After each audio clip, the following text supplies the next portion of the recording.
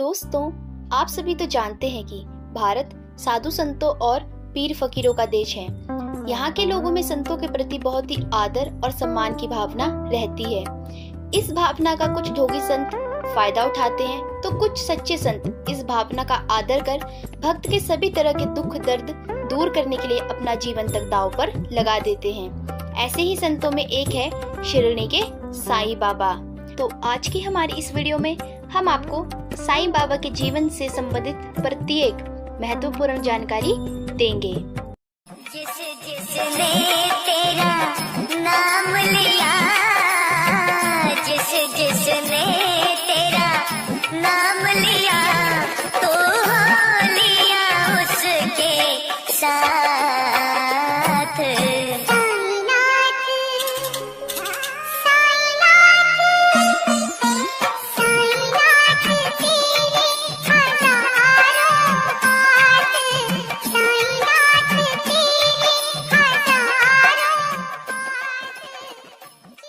नमस्ते फ्रेंड्स, मैं भारती शर्मा और स्वागत है आपका मेरे channel total talent with knowledge में। साईं बाबा ना हिंदू और ना मुसलमान, वह सिर्फ अपने भक्तों के दुख दूर करने वाले बाबा है। साईं बाबा का स्पष्ट संदेश है कि यदि तुम मेरी ओर देखोगे तो मैं तुम्हारी ओर देखूंगा। मेरे भक्त को जीवन में किसी भी प्रकार का कष्ट नहीं होने दूंगा। साईं बाबा की वास्तविक पहचान और धर्म के बारे में उनके जीवन के पिछले वर्षों के बारे में कोई सटीक जानकारी नहीं है। बहरहाल ऐसी ही जन्म तिथि एवं स्थान की तरह ही साईं के माता पिता के बारे में भी प्रामाणिक रूप से कुछ भी ज्ञात नहीं है।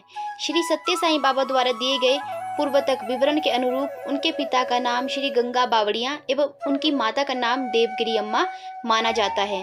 ये तर्क दिया जाता है कि उनका जन्म एक ब्राह्मण परिवार में हुआ था और बाद में एक सूफी फकीर द्वारा गोद ले लिए गए थे। आगे चलकर उन्होंने स्वयं को एक हिंदू गुरु का शिष्य बताया। बाबा पहली बार 16 वर्ष की उम्र में शिरडी में एक नीम के पेड़ के तले पाए गए थे। उनके इस निवास के बारे में कुछ चमत्कारिक कथाएं प्रचलित हैं। यहाँ पर उन्होंने एक नीम के पेड़ के नीचे आसन में बैठकर तपस्वी जीवन बिताना शुरू किया। जब गांव वालों ने देखा तो वह अचंभे में पड़ गए, क्योंकि इतने युवा व्यक्ति को इतनी कठोर तपस्या करते हुए उन्होंने पहले कभी नहीं देखा। वो ध्यान में इतने अधिक लीन थे कि उनको सर्दी, गर्मी और बरसात का कोई एहसास नहीं होता था। दिन में उनके पास कोई नहीं होता था और रात में वो किसी से नहीं डरते थे। उनकी इस कठोर तपस्या से गांव वालों का ध्यान उनकी ओर खींचा चला गया और कई धार्मिक लोग नियमित रूप से उनको देखने आते। उनके प्रकटीकरण के साथ ही उनके चेहरे पर ब्रह्मज्ञानी सा तेज तथा लौकिक पदार्थों के प्रति वैराग्य का भाव चमक रहा था। दिन में वे सदा नीम के वृक्ष के तले बैठे रहते थे। एक दिन साईं बाबा अचानक गांव से कहीं चले गए और किसी को भी पता नहीं चला कि वे कहाँ गए। उनके इन शिरडी के गए हुए वर्षों के बारे में भी कोई महत्वपूर्ण जानकारी प्राप्त नहीं है। त्याग और वैराग्य की साक्षात प्रतिमा साईं बाबा से पहली बार किसी ने पूछा कि वे नीम के वृक्ष के नीचे क्यों बैठे रहते हैं। तब उन्होंने एक कुदाल मंगवाकर पत्थर के नीचे स्थान खुदवाया, जहाँ एक द्वार दिखा, जहाँ 4 बड़े दीप जल रहे थे। ये एक तहखाने की तरह दिख रहा था। तब साईं बाबा ने कहा कि ये उनका गुरु स्थान है। महालसापति तथा शिरडी के अन्य भक्तों ने उसे बाबा का तपस्या स्थल एवं गुरु की समाधि कहकर सदैव नमन किया। 1857 में अचानक प्रकट हुए साईं बाबा 3 वर्षों के लिए अंतर्ध्यान हो गए थे। उनके इन 3 वर्षों के बारे में कोई महत्वपूर्ण जानकारी प्राप्त नहीं है। 1860 को जब वे पुनः प्रकट हुए तो उन्हें एक आम वृक्ष के नीचे देखा गया था। उनके वापस शिरडी आने की कथा कुछ इस प्रकार है। एक बार चांद पाटिल नामक औरंगाबाद के धनवान मुस्लिम की घोड़ी रास्ते में कहीं गुम हो गई थी। निराश होकर 14 मील की थकान भरी यात्रा को तय करके वह लौट रहे थे। आम वृक्ष के नीचे बैठे फकीरों से वेश में साईं बाबा ने उन्हें आवाज देकर उनकी परेशानी का सबब पूछा। बाबा ने चांद पाटिल को नाले के समीप घोड़ी के चरते पाए जाने की भविष्यवाणी की, जो कि सच साबित हुई। साईं बाबा की कृपा से घोड़ी वापस मिलने पर चांद पाटिल ने उनसे कहा कि वह भी उनके साथ बारात में शिरडी चले। बाबा उनकी इस बात को मान जाते हैं और वह भी बारात के साथ शिरडी की ओर चल पड़ते हैं। साईं बाबा चांद पाटिल के साथ महालसापति के यहाँ बारात में गए थे। महालसापति ने उन्हें आइए साईं कहकर उनका स्वागत किया। तब से लोग उन्हें साईं कहकर संबोधित करने लगे। विवाह संपन्न होने के बाद बारात लौट गई, परंतु बाबा को वह जगह बहुत पसंद आई और वह वहीं जीर्ण शीर्ण मस्जिद में रहने लगे। और अंत तक वहीं रहे। इस मस्जिद को उन्होंने द्वारिका माई का नाम दिया। बाबा का निवास 60 वर्षों तक लगातार समाधि लेने तक वहीं था। बाबा ने यहाँ अपने सभी भक्तों को आशीर्वाद दिया। द्वारका माई में जिस शिला पर बाबा विराजमान थे वह आज भी वहीं स्थित है। बाबा द्वारा प्रज्वलित पवित्र अग्नि धूनी भी यहाँ सदा जलती रहती है। बाबा की भक्तों की मनोकामना पूर्ण करने के लिए साईं बाबा इसी धूनी से पवित्र उदी देते थे। साईं बाबा हमेशा लोगों को शांति का पाठ पढ़ाते थे तथा एक दूसरे धर्म के खिलाफ बोलना और लड़ने की बजाय शांति से रहने की सलाह देते थे। साईं बाबा हमेशा प्यार, संतोष और मदद में विश्वास रखते थे और उनका मूल मंत्र था श्रद्धा और सबरी। श्रद्धा और सबरी। साईं बाबा समाज कल्याण की बात करते थे और भक्ति का पाठ पढ़ाते थे। कुछ लोग साईं बाबा को पागल समझते थे, लेकिन जिन्होंने साईं बाबा का चमत्कार देखा और उनका साथ देखा वह लोग साईं बाबा को भगवान की तरह मानते थे और हमेशा साईं बाबा के साथ रहते थे। कुछ ही समय में दूर दराज क्षेत्र में साईं बाबा की ख्याति फैलने लगी। साईं बाबा ने सबका मालिक एक का नारा दिया था, सबका मालिक एक, जिससे हिंदू मुस्लिम सद्भाव बना रहे। उन्होंने अपने जीवन में हिंदू और मुस्लिम दोनों धर्मों का अनुसरण किया। वो अक्सर कहा करते थे, मुझ पर विश्वास करो, तुम्हारी प्रार्थना का उत्तर दिया जाएगा। वो हमेशा अपनी जबान पर अल्लाह मालिक बोलते रहते थे। साईं बाबा ने अपने जीवन काल में कई ऐसे चमत्कार दिखाए जिससे कुछ लोगों ने उनको राम का अंश जाना तो कुछ ने श्याम का। साईं बाबा के 11 वचनों के अनुसार वे आज भी अपने भक्तों की सेवा के लिए तुरंत ही उपलब्ध हो जाते हैं। आइए अब हम जानते हैं साईं बाबा के कुछ ऐसे ही कार्य जिनको माना जाता है चमत्कार। कहते हैं साईं बाबा प्रतिदिन एक धर्मस्थल में दिया जलाया करते थे, जिसके लिए वो गांव के ही दुकानदारों से तेल भिक्षा में मांगते थे। एक बार उन्हें कहीं से भी तेल प्राप्त नहीं हुआ। उस दिन साईं बाबा ने दिया जलाने के लिए दिए में तेल की जगह पानी भर दिया। पानी से भी दिया तेल की तरह ही जलने लगा। ये बात धीरे धीरे पूरे गांव में फैल गई। जब तेल बेचने वाले दुकानदारों तक ये बात पहुंची तो वो साईं बाबा के पास आए और अपनी झूठ के लिए माफी मांगी। साईं बाबा ने उनकी गलती के लिए उन्हें माफ किया और कभी भी झूठ ना बोलने की सलाह दी। दूसरा चमत्कार। कहते हैं एक बार साईं बाबा का एक भक्त अपनी पत्नी को किसी दूसरे गांव से साईं बाबा के दर्शन कराने के लिए शिरडी आया था। वापस जाते समय बहुत तेज बारिश होने लगी और वो लोग परेशान हो गए। जब साईं बाबा ने उनको परेशान देखा तो कहा, मालिक बारिश रोक दो, मेरे बच्चों को घर जाना है। साईं बाबा की ये कहते ही बारिश बंद हो गई। तीसरा चमत्कार। एक बार एक बच्ची खेलते खेलते पास बने कुएं में गिर गई। लोगों को लगा कि वो कुएं में डूब गई होगी तो उसे बचाने के लिए दौड़े, लेकिन जब लोग कुएं के पास पहुंचे तो उन्होंने देखा कि लड़की डूबी नहीं है बल्कि बीच में हवा में लटकी है। किसी अदृश्य शक्ति ने बच्ची का हाथ थामा हुआ है। वो लड़की साईं बाबा की भक्त थी और उसे बचाने वाले भी साईं बाबा ही थे। जब उस लड़की को कुएं से बाहर निकाला गया तो उसने अपने मुंह से एक ही बात कही कि मुझे साईं बाबा ने ही बचाया है। चौथा चमत्कार। कहते हैं एक बार साईं बाबा ने 3 दिनों के लिए समाधि धारण की थी, लेकिन इसके पहले उन्होंने अपने भक्त महालसापति से कहा कि यदि मैं 3 दिन में वापस ना लौटूं तो मेरे शरीर को साईं बाबा द्वारा बताई गई जगह पर दफना देना, लेकिन 3 दिनों तक मेरे शरीर की रक्षा की जिम्मेदारी तुम्हारी होगी। साईं बाबा की समाधि के दौरान एक वक्त ऐसा आया जब साईं बाबा की सांसें थम गई। ये बात पूरी शिरडी में आग की तरह फैल गई। लोग बाबा का अंतिम संस्कार करने की बात कहने लगे। गांव में खूब विवाद हुआ, लेकिन महालसापति जी ने कहा कि वो 3 दिन तक बाबा के शरीर को किसी को भी हाथ लगाने नहीं देंगे और साईं बाबा का सिर वो अपनी गोद में लेकर 3 दिन 3 रात तक बैठे रहे। 3 दिनों की समाधि के बाद जब साईं बाबा ने आंखें खोली तो लोग खुशी से झूम उठे। 5वां चमत्कार। कहते हैं एक बार साईं बाबा का हाथ जल गया था। तब गांव के ही भागोजी शिंदे साईं बाबा के हाथ में रोज घी लगाते थे और पट्टी करते थे। चूंकि भागोजी शिंदे एक कुष्ठ रोगी थे, लिहाजा साईं बाबा के भक्त चांदोरकर जी मुंबई से अपने साथ एक डॉक्टर लेके शिरडी पहुंचे ताकि साईं बाबा का इलाज अच्छी तरह से हो सके। लेकिन साईं बाबा ने डॉक्टर के इलाज कराने से मना कर दिया और भागोजी शिंदे के हाथों की घी और पट्टी करा उनका हाथ पूरी तरह ठीक हो गया। शिरडी में साईं बाबा ने कई चमत्कारिक घटनाएं दिखाई हैं जो एक साधारण इंसान के लिए करना नामुमकिन है। साईं बाबा ने कभी खुद को भगवान नहीं कहा, वो हमेशा अपने आप को मालिक का बंदा कहते थे। नाना साहेब चांदोरकर की पुत्री का सकुशल प्रसव। नाना साहेब चांदोरकर जब जामनेर में तहसीलदार का पद सुशोभित कर रहे थे तो एक बार श्री बाबा की उदी का उन्हें भी विलक्षण अनुभव हुआ था। खानदेश जिले के जामनेर जैसे साधारण तथा सर्वथा अपरिचित गांव में जब वे कार्यवश निवास कर रहे थे तो उन्हें एक बार अति विकट परिस्थिति का सामना करना पड़ा था। उनकी लाडली बेटी मैनाताई प्रसव के लिए जामनेर आई हुई थी। दिन पूरे होते ही एकाएक उसकी अवस्था गंभीर हुई। लगातार 3 दिन प्रसव वेदना जारी रही। स्थिति में सुधार होने की संभावना दिखाई न दी और सभी लोग चिंता में डूब गए। नाना साहेब तथा उनकी पत्नी ने श्री साईं बाबा का नाम स्मरण आरंभ किया। ठीक इसी समय शिरनी में बैठे बैठे श्री साईं बाबा ने अंतर ज्ञान से जान लिया कि उनका भक्त संकट में है। उन्होंने खानदेश में अपने गांव जाने के लिए उद्यत एक साधु रामगिर बुआ को बुलवाया और उसे आज्ञा दी कि गांव जाते समय मार्ग में जामनेर में थोड़ी देर ठहरकर नाना साहेब चांदोरकर के पास उदी और आरती की एक प्रति पहुंचा दे। रामगिर बुआ ने नम्रता से उत्तर दिया कि उसके पास केवल 2 ही रुपए बाकी है जो जलगांव तक ही रेल का किराया चुकाने के लिए पर्याप्त है।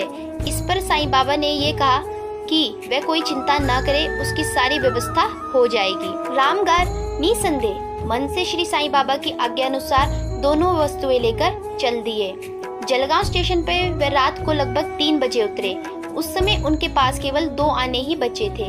चिंता में व्याप्त हो रामगिर बुआ ये सोच ही रहे थे कि आगे क्या करना चाहिए कि तभी एक अपरिचित व्यक्ति ने आकर प्रश्न किया, शिरनी का रामगिर बुआ कौन है?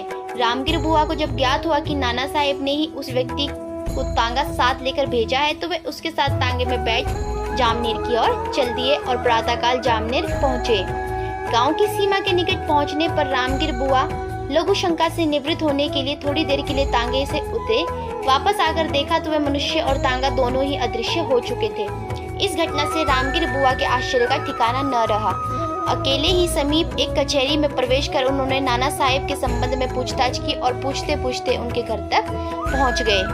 रामगिर बुआ ने नाना साहब को बतलाया कि श्री साईं बाबा की आज्ञा से वे शिरनी से जामनेर आए हैं। श्री बाबा की दी हुई उदी तथा आरती का कागज उन्होंने नाना साहेब को सौंप दिया। नाना साहेब ने पत्नी को बुलाकर श्री बाबा की भेजी हुई उदी उसके सुपुर्द कर दी। लड़की के कमरे में प्रवेश कर नाना साहेब की पत्नी ने घोलकर उसे वो उदी पिला दी और वह स्वयं श्री साईं बाबा की भेजी हुई आरती गाने लगी। श्री बाबा की उदी ने अद्भुत चमत्कार कर दिखाया। कुछ ही देर बाद मैनाताई कुशलता पूर्वक प्रसव पीड़ा से मुक्त हो गई और एक संत बालक के रोने की आवाज वहां उपस्थित लोगों के कानों में गूंज उठी। सभी ने अत्यंत प्रेम और श्रद्धा से साईं के चरणों में अपने सर नतमस्तक कर दिए। रामगिर बुआ ने धन्यवाद देते हुए नाना साहब से कहा कि उन्होंने ठीक समय पर अपना आदमी और तांगा दिया था, इसलिए वे ठीक समय पर उपस्थित हो सके। परंतु रामगिर बुआ के ये शब्द सुनकर तो नाना साहब अचंभे में पड़ गए, क्योंकि ये बातें उनके ध्यान में ही नहीं आई थी। अपनी पुत्री के लिए वे इतने अधिक चिंताग्रस्त थे कि ये सब कुछ करना उनके लिए बिल्कुल असंभव था। और वैसे भी नाना साहब ने किसी भी व्यक्ति को तांगे के साथ स्टेशन पर नहीं भेजा था, क्योंकि रामगिर बुआ के जामनेर आने की कोई पूर्व सूचना तो उन्हें थी ही नहीं। तदंतर सभी उपस्थित लोगों ने उस गढ़वाली क्षत्रिय मनुष्य तथा उसके तांगे की पर्याप्त खोज की, परंतु उसका कहीं भी पता लगा ना सके। वास्तव में प्रत्यक्ष श्री साईं महाराज ही अपने भक्त के संकट को तारने के लिए वहां प्रकट हुए थे। श्री बाबा की लीलाएं ऐसी ही विस्मयकारी होती थी। इस घटना से नाना साहेब का श्री बाबा में विश्वास और भी दृढ़ हो गया था। 7वां चमत्कार। डॉक्टर को समझ आई साईं उदी की महिमा। मालेगांव के एक प्रसिद्ध डॉक्टर का एक तरुण भतीजा हड्डी के क्षय रोग से ग्रस्त हुआ। स्वयं डॉक्टर साहब ने निजी प्रयत्नों से उसे स्वस्थ करने में कोई कसर न छोड़ी। अन्य प्रसिद्ध सर्जनों से विचार विमर्श किया गया। अंतिम उपाय के रूप में उस लड़के पर शल्य क्रिया भी की गई, परंतु रुपए में आना भर भी लाभ न हुआ। अंततः कुछ समझदार लोगों ने लड़के के माता पिता को किसी देवी उपाय का आश्रय लेने का परामर्श दिया और इस अभिप्राय से ही श्री साईं महाराज का उल्लेख किया। लड़के के माता पिता ने तुरंत ही शिरनी के लिए प्रस्थान किया और श्री साईं बाबा के चरणों में लड़के को डालकर उसे जीवन दान देने के लिए उनसे अनन्य भाव से प्रार्थना की। मुस्कुराते हुए लड़के की ओर देखकर श्री साईं बाबा बोले, इस द्वारिका माई का जिसने सहारा लिया उसे कभी भी कोई दुख सहन नहीं करना पड़ेगा। आप किंचित चिंता न करें, ईश्वर में पूर्ण भरोसा रखें और मेरी धुनी की उदी का रोगग्रस्त स्थान पर सतत लेप करते रहें। 1 सप्ताह में लड़का रोग मुक्त हो जाएगा। बालक के संबंधियों ने श्री साईं बाबा का बताया हुआ उपचार करने का दृढ़ निश्चय किया। श्री साईं बाबा ने लड़के को अपने पास बिठाया, उसके शरीर के रोगग्रस्त भाग पर प्रेम से धीरे धीरे हाथ फेरकर और एक क्षण के लिए एकाग्रचित हो उसकी ओर देखते हुए श्री बाबा ने पुनः बोले, ये मस्जिद नहीं वरन प्रत्यक्ष भगवान श्री कृष्ण की द्वारावती है। यहाँ आने से सब दुख तथा पापों का नाश होना ही चाहिए। श्री बाबा के मुख से इतने आत्मविश्वास के साथ निकले हुए बोल असत्य कैसे सिद्ध हो सकते हैं। वह लड़का केवल 8 दिनों में पूर्णतः रोग मुक्त हुआ और श्री बाबा से उदी प्रसाद प्राप्त कर सब लोग हर्ष विभोर हो अपने गांव लौट गए। लड़के को बिल्कुल स्वस्थ देख उसके चाचा को, जो स्वयं डॉक्टर थे, बड़ा आश्चर्य हुआ और उन्होंने इसे एक चमत्कार ही समझा। कुछ दिनों पश्चात डॉक्टर साहब निजी व्यवसाय के कारण बम्बई जाने के लिए निकले। उन्होंने मार्ग में शिरडी में उतरकर श्री साईं बाबा के दर्शन करने का भी मन ही मन निश्चय किया, परंतु मालेगांव से मनमाड़ के मध्य मिले हुए कुछ मित्रों ने श्री बाबा के विषय में कुछ असत्य तथा मनगढ़ंत कहानियां सुनाकर उनके मन को कलुषित कर दिया।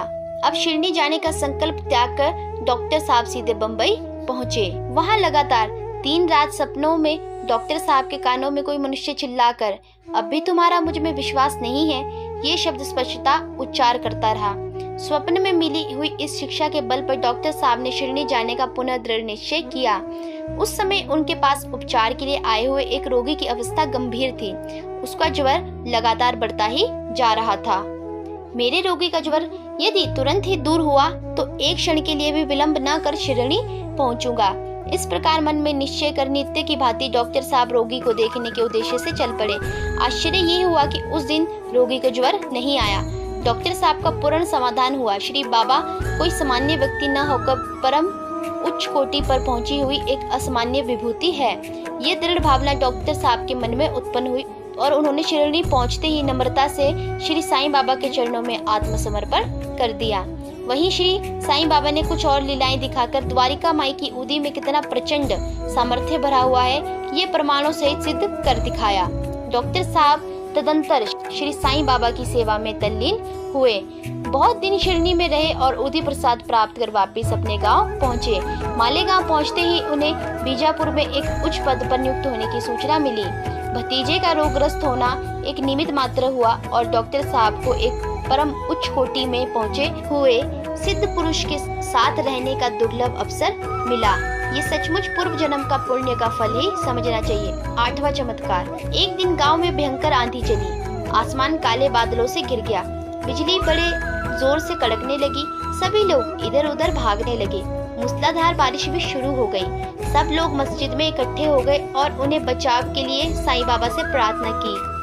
भयांकृत लोगों को देखकर बाबा के मन में दया आ गई। वे तुरंत ही मस्जिद के बाहर आकर आसमान की ओर देखकर जोर जोर से चिल्लाने लगे। बाबा की आवाज चारों तरफ गूंज उठी। मंदिर और मस्जिद दोनों कांप उठे। लोगों ने कानों में अंगुलियां डाल ली। वहां उपस्थित सभी गांववासी बाबा का ये अनोखा रूप देखकर दंग रह गए। बाबा की गूंज के साथ थोड़ी ही देर में हवा का जोर कम हो गया। बारिश का शोर भी थम गया।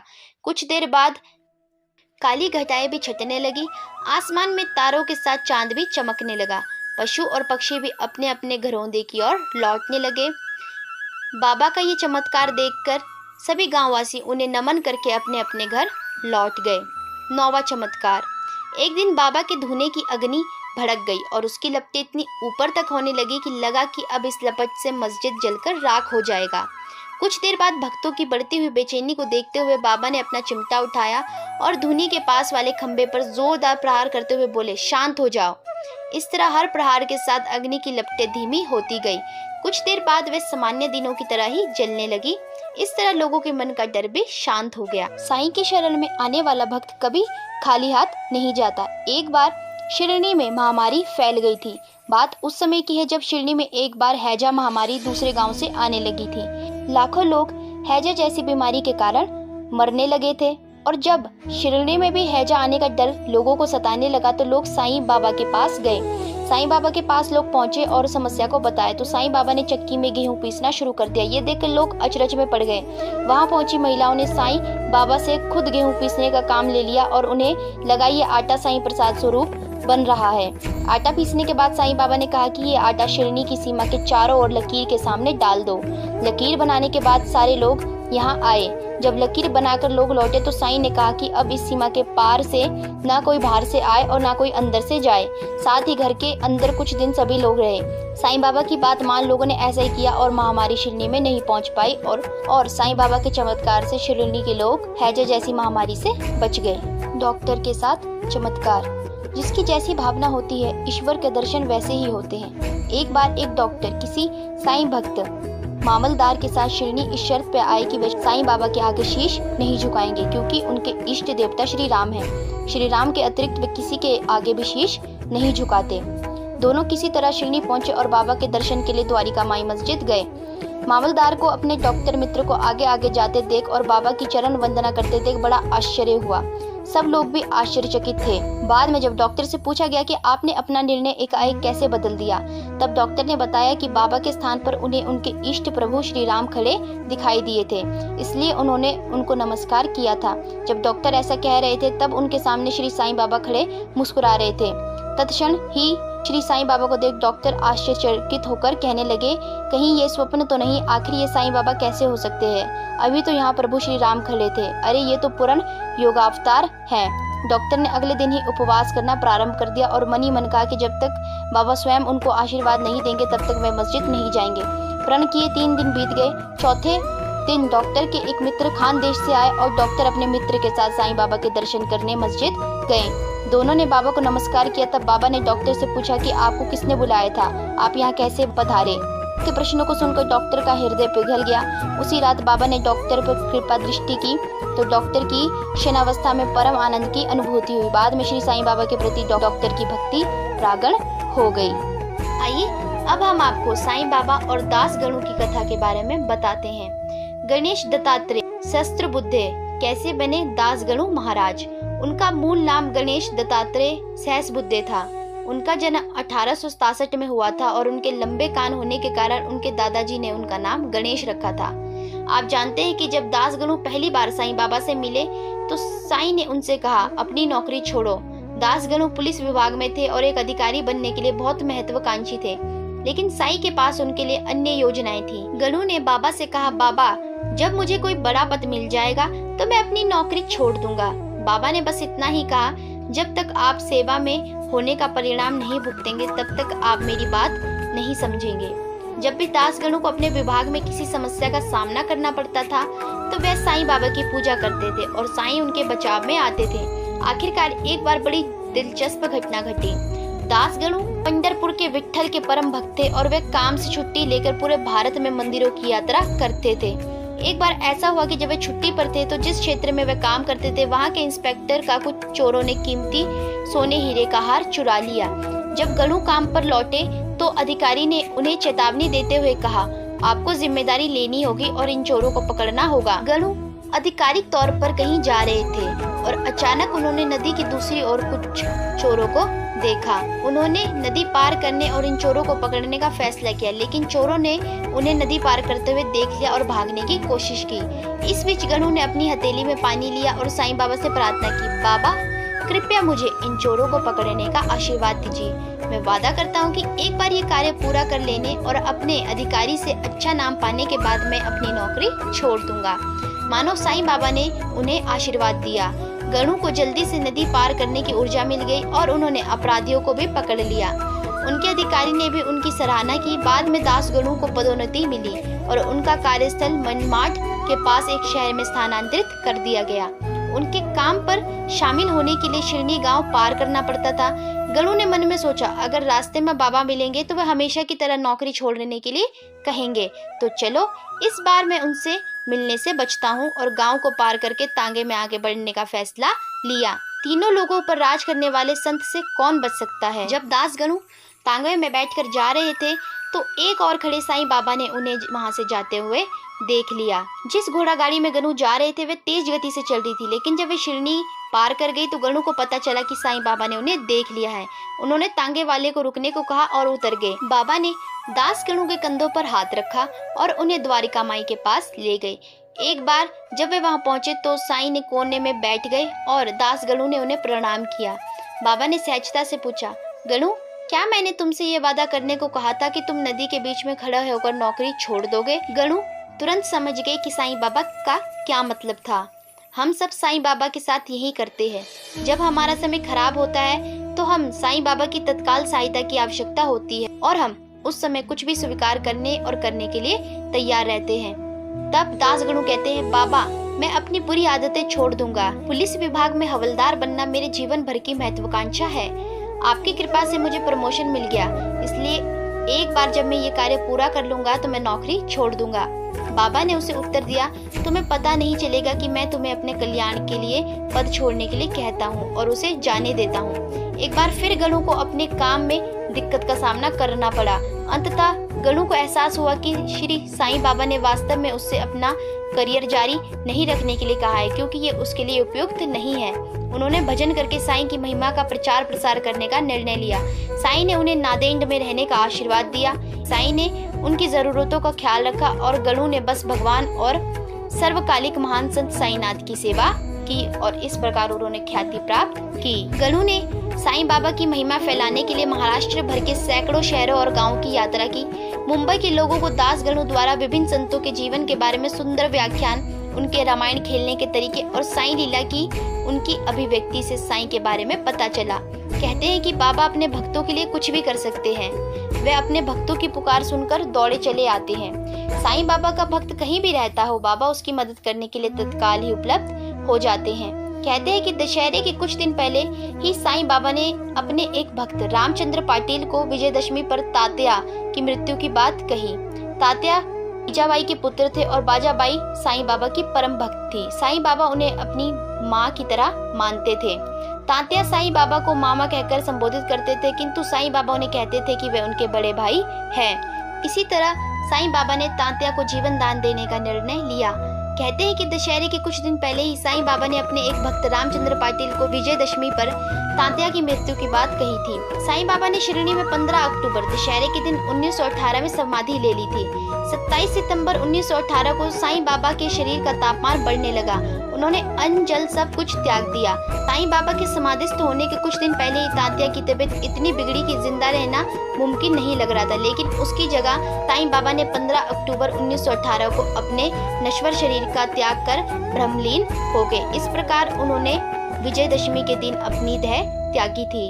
तो इस प्रकार साईं बाबा ने अपने भक्त तात्या को जीवन दान देते हुए खुद की देह त्याग दी। साईं बाबा के चले जाने के बाद भी उनके भक्तों को बाबा के होने की अनुभूति होती रहती है। यदि आप भी बाबा के प्रति भक्ति रखते हैं तो बाबा आपको इस बात की सूचना तुरंत ही दे देंगे कि मैं तुम्हारी ओर देख रहा हूँ। आइए अब हम शिरडी में साईं बाबा के अनन्य भक्तों के बारे में भी जानते हैं, जो हर वक्त साईं बाबा की भक्ति करते थे और उन्हें अपना भगवान मानते थे। बाईजाबाई और कोटे पाटिल। बाईजाबाई को बाबा के प्रति अत्यधिक प्रेम और भक्ति थी। वह भोजन बनाकर बाबा के पास ले जाती थी। वह उन्हें अपने पुत्र के समान मानती थी। उन्होंने प्रण कर लिया था कि जब तक साईं बाबा भोजन नहीं करेंगे तब तक वह भी भोजन ग्रहण नहीं करेंगी। साईं बाबा के प्रति उनकी भक्ति ऐसी थी कि वह एक टोकरी में भोजन लेकर जाती थी और उन्हें खिलाने के लिए उनकी तलाश करती थी। तात्या कोटे पाटिल। तात्या कोटे पाटिल का बाबा के साथ एक अनोखा रिश्ता था और 7 साल की उम्र से वे उनके संरक्षण में थे। वह साथ साथ खेलते और मौज मस्ती करते। तात्या बाबा की पीठ पर चढ़ जाते और उनकी गोद में बैठ जाते। बाबा के इतने करीब होने के कारण उन्हें वह विशेषाधिकार मिले जो बहुत कम लोगों को मिलते थे। केवल उन्हें और मालसा पति को मस्जिद में बाबा के साथ सोने की इजाजत थी और ऐसा उन्होंने 14 साल तक किया, जब तक कि उनके पिता की मृत्यु नहीं हो गई और पारिवारिक जिम्मेदारियों ने उन्हें घर जाने के लिए मजबूर कर दिया। महालसा पति शिरडी गाँव के किनारे खंडोबा मंदिर के पुजारी थे। जब साईं बाबा पहली बार शिरडी पहुंचे तो उन्होंने ही युवा फकीर का इन शब्दों के साथ स्वागत किया, आओ साई। इस प्रकार उन्हें साई का प्रिय नाम दिया गया। साईं बाबा महालसा पति को भक्त कहकर पुकारते थे। माधवराव देशपांडे उर्फ श्यामा। श्यामा बाबा के सबसे घनिष्ठ भक्तों में से थे। उन्हें बाबा का नंदी माना जाता था और वे उनके निजी सचिव की तरह काम करते थे। बाबा ने एक बार श्यामा को बताया था कि वे 72 पीढ़ियों से एक साथ है। जब वे केवल 2 वर्ष के थे तब उनके माता पिता निमोन 5 किलोमीटर दूर से शिरडी चले आए थे। वे मस्जिद के बगल के एक कमरे में स्कूल शिक्षक बन गए थे। लक्ष्मीबाई। लक्ष्मीबाई शिंदे शिरडी की एक धनी महिला थी जो दिन रात मस्जिद में काम करती थी। भगत महालसा पति तात्या और लक्ष्मीबाई को छोड़कर किसी को भी रात में मस्जिद में कदम रखने की अनुमति नहीं थी। बाद में उसने बाबा के लिए भोजन तैयार किया और बड़े प्रेम और भक्ति से उन्हें परोसा। बाबा उनके बहुत आभारी थे और उन्होंने उसे रुपए का उपहार देकर अपना आभार व्यक्त किया। समाधि लेने से पहले 9, जो एक अच्छे भक्त की 9 विशेषताओं का प्रतीक माना जाता है, उन्होंने उन्हें 9 सिक्के दिए थे। भागोजी शिंदे। भागोजी शिंदे एक प्रकार से बाबा के सेवक थे जो उनकी नियमित सेवा में लगे रहते थे। वे प्रातःकाल मस्जिद में प्रवेश करने वाले व्यक्ति थे और प्रतिदिन बाबा की दाहिनी बाह की मालिश करते थे और फिर उनके शरीर की। भागोजी शिंदे कुष्ठ रोग से पीड़ित थे और फिर भी वे साईं बाबा के सबसे करीबी लोगों में से थे। वे साईं बाबा को छाया देने के लिए छत्र लेकर लैंडी गार्डन तक उनके साथ गए। एक बार साईं बाबा को धूनी में हाथ डालते समय चोट लग गई। भागोजी ही वे व्यक्ति थे जिन्होंने घाव पर पट्टी बांधी और घाव ठीक होने के काफी समय बाद तक उन्हें कपड़े पहनाए। नाना साहेब चांदोरकर। नाना साहेब चांदोरकर बाबा के सबसे प्रमुख भक्तों में से एक थे। वे सुशिक्षित और ब्राह्मण थे। पेशे से डिप्टी कलेक्टर, उन्हें बाबा द्वारा सीधे शिरडी बुलाए गए बहुत कम भक्तों में से एक होने का गौरव प्राप्त था। गोविंद रघुनाथ दाभोलकर उर्फ हेमांड पंत श्री साईं सच्चरित्र नामक कृति के लेखक के रूप में जाने जाते हैं। अन्ना साहेब दाभोलकर को 13वीं शताब्दी के एक प्रसिद्ध कवि के बाद साईं बाबा ने हेमांड पंत कहा था। उनका काम साईं बाबा के जीवन और दर्शन में एक महान अंतर्दृष्टि है। गोली बुबा। पंढरपुर के भगवान विठ्ठल कृष्ण के भक्त थे। वे पंढरपुर के वारकरी नियमित आगंतुक थे। जिस प्रकार वे हर वर्ष पंढरपुर जाते थे, उसी प्रकार वे हर वर्ष एक बार शिरडी भी जाते थे। वे बाबा से बहुत प्रेम करते थे। वे बड़ी नम्रता से बाबा की ओर देखते हुए कहते, ये तो दीन दुखियों के रक्षक पंढरीनाथ अवतार है। तो ये थी बाबा के कुछ अनन्य भक्तों की जानकारी, जिन्होंने उनके शिरडी में रहते हुए उनकी जी भरकर सेवा की और चमत्कारों का आनंद उठाया। अगर बात की जाए साईं बाबा के मंदिरों की, तो दुनिया भर में साईं बाबा के कई मंदिर हैं। बाबा को समर्पित इन मंदिरों में रोजाना सैकड़ों भक्त दर्शन के लिए आते हैं और श्रद्धा के साथ भगवान के सामने नतमस्तक होते हैं। ऐसी मान्यता है कि साईं बाबा के इन मंदिरों में दर्शन से भक्तों की मुराद पूरी होती है। देश में साईं बाबा का सबसे प्रसिद्ध मंदिर शिरडी में माना गया है, लेकिन देश के अन्य राज्यों में भी साईं बाबा के कई मंदिर हैं और इनका महत्व भी कम नहीं। तो आइए आपको देश के स्थापित साईं मंदिरों के बारे में बताते हैं। अगर ये कहा जाए कि शिरडी नगर की पहचान साईं बाबा के मंदिर के कारण है, तो ये गलत नहीं होगा। आज वर्तमान में लाखों की संख्या में भक्त साईं बाबा की समाधि स्थल मंदिर दर्शन करने आते हैं। मुंबई से लगभग 300 किलोमीटर दूर स्थित शिरडी का साईं बाबा का घर माना जाता है। शिरडी वाले साईं बाबा का मंदिर महाराष्ट्र राज्य में अहमदनगर जिला के राहता तहसील के शिरडी में स्थित है। शिरडी अहमदनगर मनमाड़ राज्य मार्ग पर स्थित है। ये नगर मनमाड़ से 65 किलोमीटर जबकि जिला मुख्यालय अहमदनगर से 80 किलोमीटर की दूरी पर अवस्थित है। शिरडी में साईं बाबा मंदिर का निर्माण 1922 में किया गया था। साईं बाबा के निधन के 4 साल बाद ये मंदिर बनाया गया था। मंदिर का निजी स्वामित्व श्रीमंत गोपाल राव के पास था, जो नागपुर के एक करोड़पति थे। वे साईं बाबा के बड़े भक्त थे। उनके निधन के बाद मंदिर बनाने का फैसला किया गया। फिलहाल मंदिर का स्वामित्व और संचालन श्री साईं बाबा संस्थान ट्रस्ट के पास है। मंदिर परिसर का नवीनीकरण वर्ष 1998 से 1999 में किया गया था और अब ये दर्शन लेने, प्रसादालय, दान काउंटर, प्रसाद काउंटर, कैंटीन, रेलवे आरक्षण काउंटर, बुक स्टॉल आदि जैसी सभी आवश्यक सुविधाओं से सुसज्जित है। आवास सुविधाएं हैं संस्थान द्वारा भी प्रदान किया गया है। बाबा जी का मंदिर भोर में 4 बजे दर्शन के लिए खोल दिया जाता है और रात्रि में 10:30 बजे के बाद मंदिर का पट बंद कर दिया जाता है। मुख्य समाधि मंदिर में कुल 5 बार साईं बाबा की आरती की जाती है।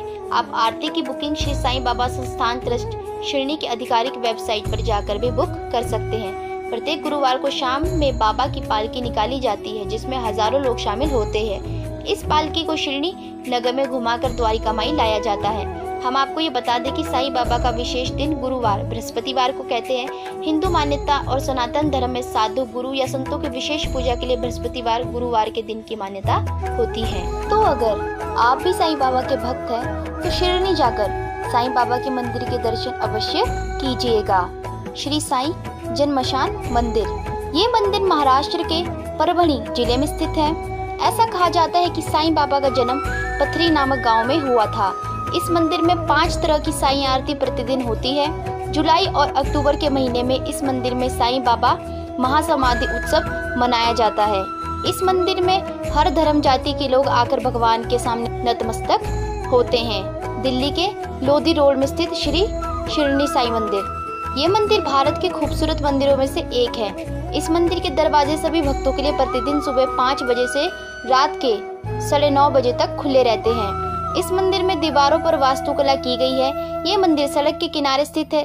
सड़क के किनारे स्थित होने के कारण हर श्रद्धालु एक बार भगवान का दर्शन करने के बाद ही आगे की यात्रा करते हैं। इस मंदिर में प्रतिदिन 7 तरह की आरती की जाती है।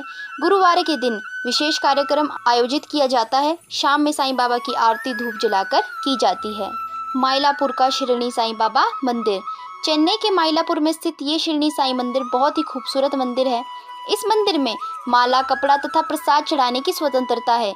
ये मंदिर 5 बजे सुबह से लेकर रात के 9 बजे तक खुला रहता है। दोपहर में 1 से 4 बजे तक मंदिर का पट बंद रहता है। इस मंदिर में नियमित रूप से अन्नदान और प्रसाद वितरण होता है। ये मंदिर विशाल मंदिर में से एक है। ओडिशा के भुवनेश्वर में स्थित शिरडी साईं मंदिर, ये मंदिर भुवनेश्वर ओडिशा में स्थित है। इस मंदिर में हर साल काफी मात्रा में पर्यटक भगवान के दर्शन करने के लिए आते हैं। ये मंदिर भारत के प्रसिद्ध मंदिरों में से एक है। इस मंदिर में अंदर घुसते ही साईं बाबा की मूर्ति आशीर्वाद देते हुए दिखाई पड़ती है। मंदिर में रामनवमी, विजयदशमी और गुरु पूर्णिमा में महोत्सव मनाया जाता है। मंदिर के अंदर तरह तरह के अनुष्ठान, पूजा, कीर्तन, भजन होते रहते हैं। रामनवमी के दौरान इस मंदिर में कलश यात्रा निकाली जाती है। गुरु पूर्णिमा में सुबह की शुरुआत हवन के साथ होती है। हवन होने के बाद भगवान श्री गणेश की भी पूजा की जाती है, जिसके बाद शिरडी वाले साईं बाबा का जलाभिषेक किया जाता है। तो दोस्तों, ये थे भारत में साईं बाबा के 5 प्रमुख और प्रसिद्ध मंदिर और उनके बारे में महत्वपूर्ण जानकारी। हमने इस वीडियो में आपको श्री साईं बाबा के जीवन से संबंधित सभी महत्वपूर्ण जानकारी देने का पूर्ण प्रयास किया है और उनके मंदिरों के बारे में भी महत्वपूर्ण जानकारी देने का पूर्ण प्रयास किया है। आशा करती हूँ कि आपको ये वीडियो पसंद आई होगी, और अगर आपको ये वीडियो पसंद आई होगी तो वीडियो को लाइक करके चैनल को सब्सक्राइब करके बेल आइकन को प्रेस कर दीजिएगा।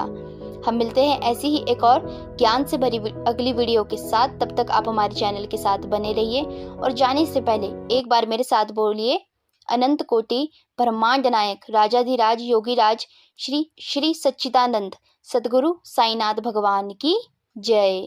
धन्यवाद।